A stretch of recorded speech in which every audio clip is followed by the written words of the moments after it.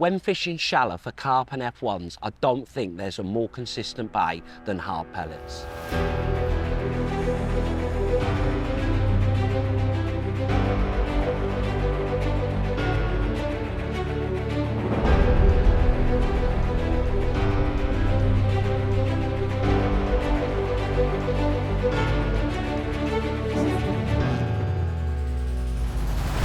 There are so many different varieties of pellets available on the market. However, picking the correct pellet can be the difference between catching a few fish and catching a load of fish.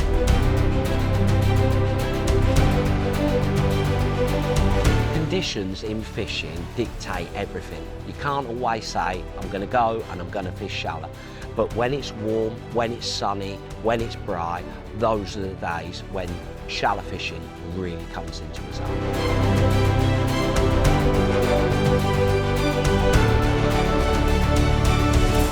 Hard pellets. Us anglers really are spoilt for choice. Where do you start? So I'm going to try and give you a little guide to help you out. Starting off with the pellets. Firstly, I'm always going to opt for a low oil pellet, and my choices are Scratins or a Coppins. Now, the main difference between a Scratins pellet and a Coppins pellet is firstly the size. So a Scratins will be slightly smaller in size compared to the same size in a Coppins. The second thing is your Scratins pellet will take on water quicker than your Coppins pellet. So if you're looking to maybe fish up and down long, so on the bottom and shallow, the thing is with your Scratins pellets, they're going to break down a lot quicker. So I'd opt for a Coppins pellet in that situation. When would I look to use a 4mm, 6mm or an 8mm? It honestly comes down to how many fish I feel like I've got eating in my peg. So if you go into a venue and it's predominantly small carp, small F1's, you're going to have lots of mouths feeding in your peg. So a 4mm is perfect in that situation. If you go into a venue and they're slightly bigger fish, so big F1's, bigger carp, you're going to have less mouths in your peg, but still a few mouths. So that's when I think a 6mm is really good. And then lastly, the 8mm pellet. That's when you go into a venue where they're them great big units just swimming around. You're never going to have many of them actually eating in your peg. So by sitting there feeding a load of 4mm, there's nothing there eating. You're better off picking the 8mm where you can ping 2 or 3 pellets and constantly be slapping your rig over, trying to get, you know, the attention of that one carp to come in and grab your bait. So pick the pellet for how many mouths are in your peg and obviously the size of fish. One tip that I want to give you though is change of hook baits. I cannot tell you the amount of times I've been fishing and I'm getting bites only to change my hook bait from what I'm feeding, and all of a sudden I get more bites. Now I cannot say just use this hook bait. This is where you've got to experiment and work out on the day. But my hook bait choices are, I've always got some red krill pellets in 4, 6 and 8mm, and likewise I always carry the Scratins and the Coppins in different sizes.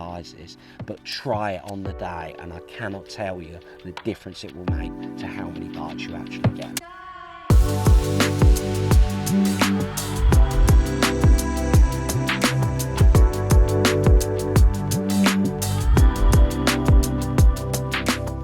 When it comes to starting your session, how do you start? And I'm going to break it down as to 2 types of venues. If I went to a venue where there was very little carp, more smaller F1's, I'd start short on hard pellets and I'd look to loose feed pellets, try and gather them fish in the peg. Whereas when you go to venues where there's big carp, and they will always let you know, as you're setting up, you know, and you popping your gear together, you're looking around and you can see them swimming around everywhere. On those type of venues where there's carp, like here, and you can see them as you're setting up, there's one swimming here, and then you look over and they seem to be swimming around everywhere. When it's that type of venue, starting shallow, literally going out and just start slapping a rig and feeding a few pellets, you don't have to prime it. So it's that type of venue, so let's get out there. So I'm going to pick me rig up. This is not a venue that I know really well, but I know that it's a mixed venue, I would say. So there's carp and F1's. Again, just as I'm going to ship out, there's fish loitering around everywhere. So they're telling me, you know, they're up in the upper layers, we can go out and just start. Whereas, again, if you're not seeing anything, just prime it for a little bit. So I'm going to ship out, nice comfortable distance. I would say as long as you can comfortably. Distance definitely does help. So I'm going to go out, just make a bit of noise by slapping my rig over. Again, it's just a gentle pendulum. Will take you a little bit of practice, but just a gentle pendulum of your rig, and then go through my feeding. So I'm going to start off by loose feeding some 4mm to start with.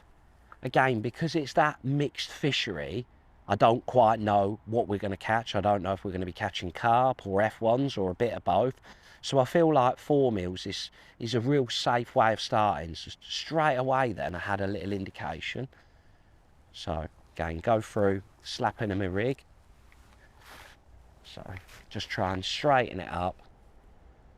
What you want to see when you're slapping your rig is separation between your pole float and your hook bait. You don't want it landing in a hump.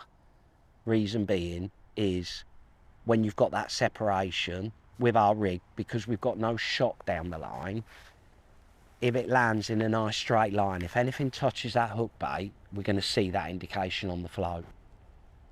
But just started and I've had a few signs on my float straight away, which is brilliant. Again, I just had a little sign then. One thing to keep an eye out for when you are fishing, especially on a mixed fishery, when you miss a bite from a carp, it tends to bow wave out of the peg. Whereas if you get like a little stab on your float and you don't see a sign, more often than not, they might be F1's. So again, feed a few pellets.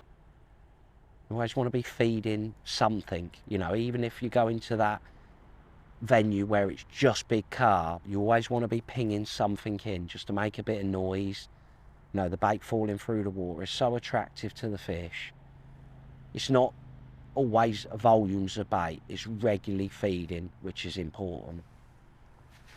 So again, give it a few seconds once I've fed, and then go through my slapping, make a bit of noise. Hope to see that there. I don't know if it's spooked because I moved my pole tip, but as soon as I slapped and made a bit of noise, something definitely homed in on that pellet. And that's what I mean, that was definitely a carp. You can tell because they almost always bow wave out of the peg. So early on, I'm just trying to work out how deep does my rig need to be? What's the best hook bait? What do I need to feed and how much do I need to feed? But it's just a case of trial and error on the day. You know, the nice thing about your shallow fishing is you've got so many little things that you can try. You can try feeding, say, a few more pellets. In this case, I could feed a few more 4mm, or I could change to maybe, you know, firing a few 6mm in. Again, thinking about hook bait choice.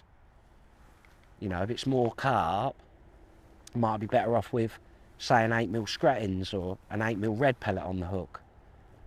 Whereas if there's more F1's in the peg, then a 6mm or even a 4mm might be better.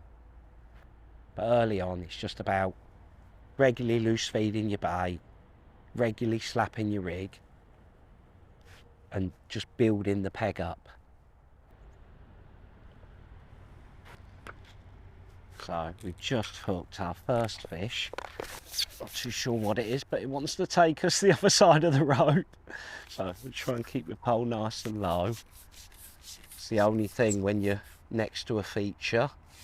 Definitely holds the fish, but they know exactly where they want to go. So just trying to keep my pole tip nice and low. There he is, the other side. He's trying to take us back to where I live, I think. But just keep your pole underneath the water. Take your time with them. Just keep it nice and low. He's pulling a bit. But hopefully it'll come back this side. Maybe not. When I'm playing them, if you can get your pole above them sometimes, they kite. But in this situation, we're not going to be able to do that. Again, just take your time, no sudden movement. As long as you keep the pole tip underneath the water, it shouldn't snag us on anything. But we've been fishing for about, I'm going to say 10 minutes. Missed a few signs. That one that we see, which bow waved out of our peg, it was definitely a carp. But I'm sure we've missed a bite or two from F1's as well. So the thing you've got to work out on a mixed fishery, well, he's proper boiling by that area now. What you've got to work out on a mixed fishery, I would say as a rule of thumb, the more F1's that are there, you can get away with a shorter line. Whereas I would say the more carp that you're fishing for, a longer line tends to work better. So what you've got to work out, if you're catching the carp, obviously you don't need to catch as many, but if you're missing too many bites, then a shorter line might be your better rig. But if there are carp there, quite often they don't like coming right underneath the pole tip. So I'm just keeping my pole nice and low because he's charging off and keeping my pole together. I think when you hook a big fish, especially on your pole, trust your elastic to do the work. But if I break down and he swims off that way, it's going to be really difficult to try and push my pole sections together. So if you feel like you have hooked a big fish, just take your time, keep your pole nice and low, and make sure your pole's together, because that way if he runs off, I can just follow him out with the rest of my pole. Now if you was in the situation where you're catching plenty of F1's, then feeding once you've hooked a fish, that can be good to try and keep the fish there. But when I hook a big carp, I much prefer just to try and concentrate on the fishing rather than trying to do too many things at once. You know, it gets a run of steam on it, and before you know it, you're trying to put your pole together and it breaks you. So just keep your pole tip nice and low. It looked like a big fish. So again, just before, see then as I was going to break down, if he's going to run off, just follow it with the pole. A big fish at times, especially at certain venues where I don't go to too much, but Barston, Meadowlands, you know, you can hook some massive fish shallow on the pole. Don't worry about your kit being up to the job.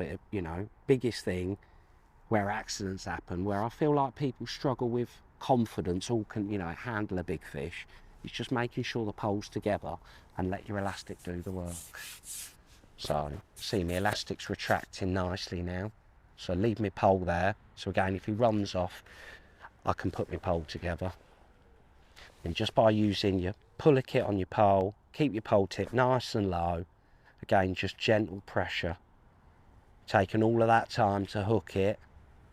You know, the last thing that you want to do is be pulling too hard.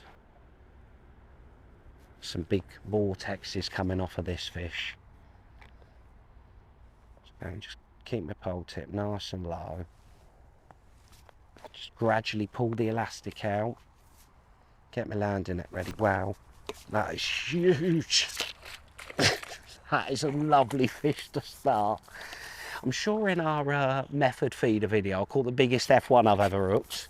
It's not quite the biggest carp I've ever hooked, but it is massive. So lift him up from the spreader block. Again, I want to cradle him because he's a big fish. So lift him up from the spreader block. You're never going to break your landing net pole that way. That is a big fish. Cradle him in my legs. So he's absolutely fine. He's not going to hurt himself. I'd like tucking the top kit underneath my arm. I've always got my disgorger handy. It's actually on me side tray. So just make sure he's safe, you know, first. Again, he can flip out. He can't hurt himself, which is what's important. Here, calm down. I can cradle him in between my legs when he's ready. Just pop my disgorger, unhook him. What a lovely fish to start our day. I am definitely not holding that one up, but that is an absolutely beautiful fish. So I'm going to pop him back. So big. Make sure. Again, because he put up a bit of a fight, just going to make sure when he wants to, he can swim out. They go when they're ready. What a lovely start.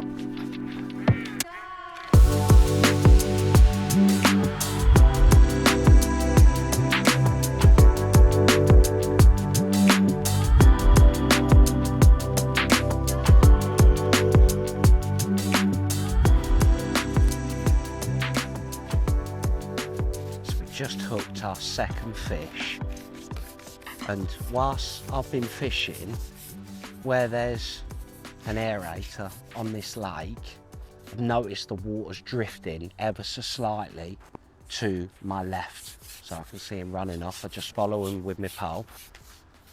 That's the thing about keeping your pole together. Take your time when you're hooking them, you know, when they're big fish. Sometimes you get an odd one that runs off a bit like a luno. But yeah, I've noticed that my rig is drifting ever so slightly to my left, so just bear that in mind. If your rig is moving, you don't want it to be moving once you've slapped your rig and it's landed. On the subject of slapping your rig and your feeding, don't be frightened of slapping around your bait. You know, with this, the more active you are in terms of messing around with your feeding, messing around with your depth, you know, your line length, different hook baits, you definitely catch more fish. So keep the pole tip nice and low. Again, take your time when you're hooking them, when you're playing them, sorry. Lovely carp.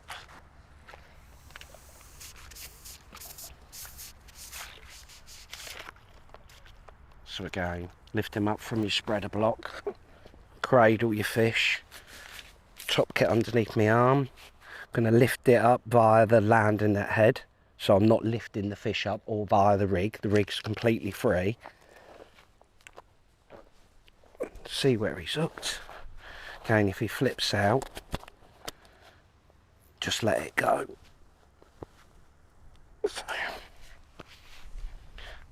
Another lovely carp.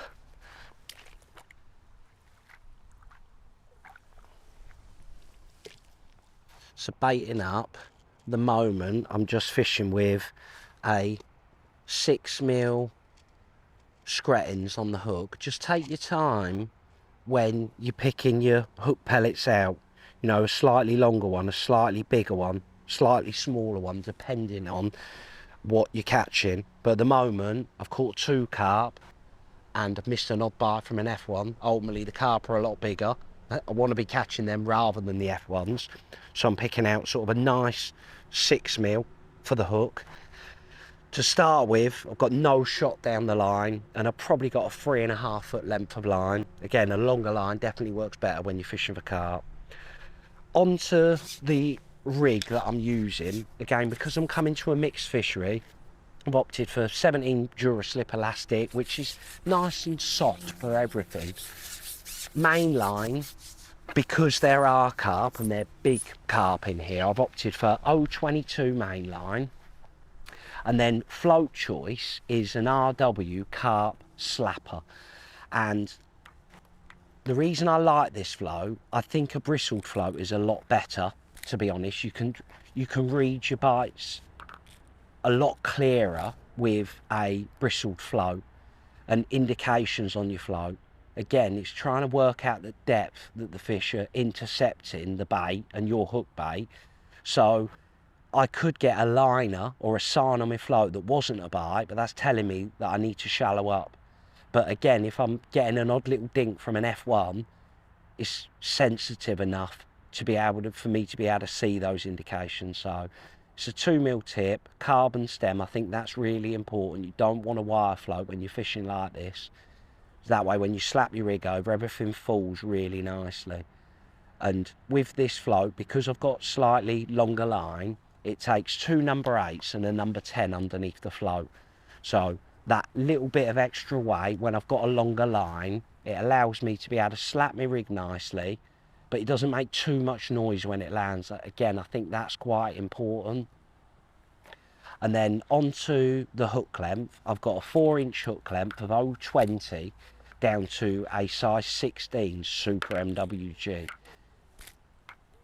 And that's my starting point, again, because I don't come here very often, but using my experience, when I've got to the venue, as I'm setting my stuff up, I can see there's so many carp swimming around. So the last thing I want to do is fish with a too lighter hook length, where I hook a big fish and, you know, it breaks me because it's too light.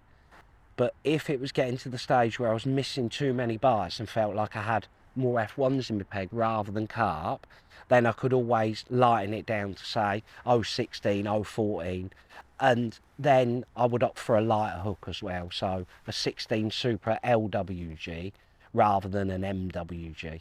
So again, once I've slapped my rig over, with that toe, I'm just trying to keep my pole tip to the right of my float to hold my float still where it's landed. That was a little sign then, little stab, might have been from an F1.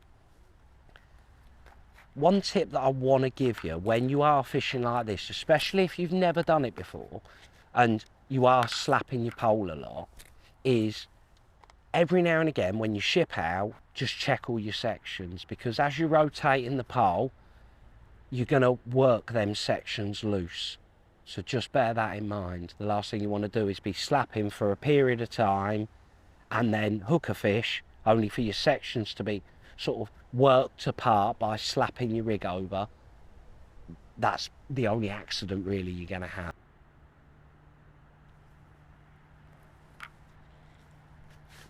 So another bite shallow. What was interesting that time, again, it's working the conditions out on the day. One thing, I've just fed and I've seen a fish top right by my bait, but that time, instead of slapping my rig sort of away from my pole tip, I've slapped it down toe. You know, it's almost slightly into the wind, but with the lake moving ever so slightly to my left, if I slap my rig down toe, when my rig's landed, I can keep my pole tip this side, and it's basically my float's not moving. And that's one of the biggest things, to be honest, to practice when you are fishing shallow, is controlling your rig. Nice F1. Now, that's the first F1 that I've caught. And I've missed a couple of bites, which I would say were definitely from F1's, because I've not had the bow wave out of my peg, the depth that I'm fishing. So now what I'd want to do is just have a quick go on my short line rig and see, do I catch more F1's on that, maybe less carp, or was this rig better for my carp? And then it's just a case of working out the best on the day. Like, the biggest thing when you're doing this is don't be frightened of just trying something. You know, go that little bit deeper, try that little bit shallower, have a quick go on that hook bait, try feeding a few more pellets, try feeding a few less pellets. It definitely rewards, you know, the harder working angler. And when you go out and you change something and you get that bite, it's so satisfying.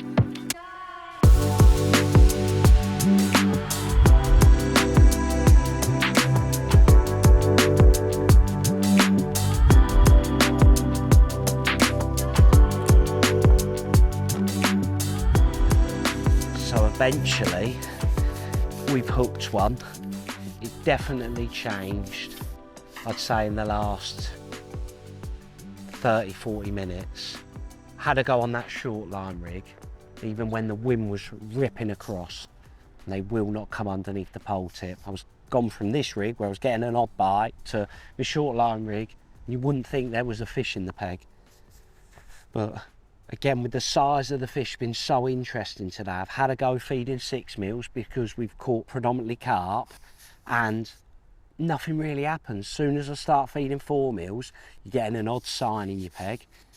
Again, with the size of the fish, I would have thought that an 8 mil screttings would be the best hook bait. It normally is for me when it's big carp, but a 6 mil screttings or a 6 mil red pellet has been by far the best bait. But hopefully today you've picked up a few tips, give you a bit of confidence, especially if you've never been, long pole fishing before. Again, just double check your joints. You're never going to have a problem. It's a fantastic way of fishing. It's so exciting as well. When you see the float go under, you can't help but whack it, and there's a great big one attached. But hopefully you really enjoyed it. I've really enjoyed it, to be honest. But the biggest thing that I would say is work hard at it. Think about what you're feeding. Think about, how much you're feeding, best hook bait, line above the float, not just below the float. And you would definitely catch a few more of these big carp. Always feels like an achievement when you've hooked one, because they just know how to avoid you. It's been unbelievable, to be honest. Lovely venue, stunning fish, absolutely immaculate. Again, when you're playing them, just take your time. You have to work so hard at times to get a bite. The last thing that you want to do is end up pulling too hard, only to pull the hook out. Just gentle pressure. If your arm's starting to hurt, just with your left hand, just gently holding it. I'm not pulling any harder. If your right arm, if you're right-handed, starts to shake a little bit where you've been, holding it up for so long, just use your left hand. It just takes that pressure off. Again, just let him swim around. If he wants to go, you can release the elastic. Just gentle pressure when they're underneath your feet. Big uns at times, they take a little bit of wearing out. Just gentle pressure, and eventually you pop his head up, take a mouthful of air, and he'll be ours. But it's at this point where it's very easy to start, especially with a puller kit, to start pulling more and more and more elastic out, and that's the last thing that you want to do. Just gentle pressure. I thought he was going to pop up then. If he runs off a little bit, just drop my pole, and you see how he turns back around. A lot of the time, the harder you pull, the harder their pull back. So if he's running off, just release that elastic, release the pressure, and they come back. So again, gentle pressure. Again, at this point, just drop my landing net back down, use my left hand, just to sort of take a bit of the pressure off my right arm. Just nice, controlled pressure. And as he's running off, dip my pole tip. If he wants to carry on going, I can release it out of my fingers. But you see, as soon as you drop the pole tip, sort of take a bit of the pressure off the fish, they swim back towards you. But I've had a fantastic day. I hope you've enjoyed it, picked up a few tips. I'm going to be carrying on fishing for a little bit, especially when they're like this. But till the next time, take care, and I'll see you soon.